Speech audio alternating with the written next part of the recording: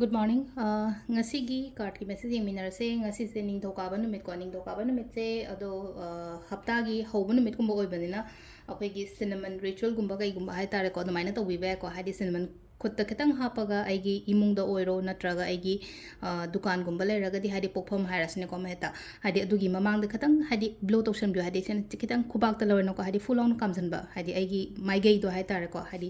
haptagi horokpa numit ne aduna hadi lakadoriba hapta se aigi imungi oiro aigi dukan gi oiro ama aina tawriba business ki kaigi matangi hairasne ko aduda grow leinabagi damakta ko growth leinaba hena profitable oinabagi damakta sisima tawbiba ko ado hamada ningthokaba gi number hairagadi number se 47 leire ko aduga kaladana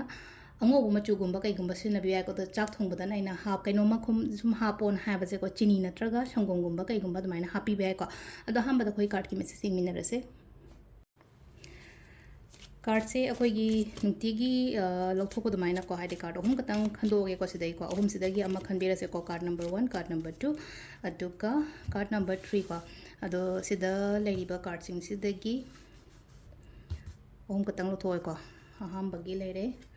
ani shuba leire doga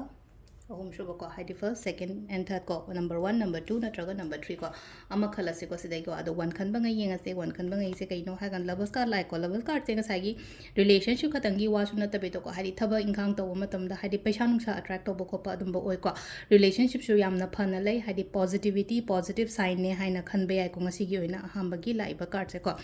aduga ani shuba card se bai ko ani shuba su aingonda phangba gumba su oi aduga aina mi gi damak ta mateng gumba to ba harasne ko adum ba su oina oiba do smai taraga hadi aduna angamba oiraga so kitang migi mateng gumba to biyo ko yaraga dinga sise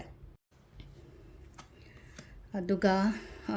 ahum suba sena ko sida lai se akoigi night of sorts ne lai ko night of sorts se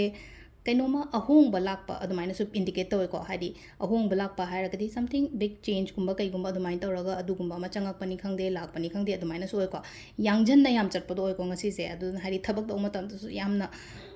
energy level se yamna high oina adumaina laigani ko ado si sena khoi gi card ki message leire timing sina ayu ki pung 3 ga minute 4 thoi deina pung 3 ka minute kun ma thoi phang leire ko adagi mu nipan ga minute ama daina mapan ga minute 4 thoi phang leire dagi pung ama ga minute ama dagi na pung 3 ka minute kun phawom leire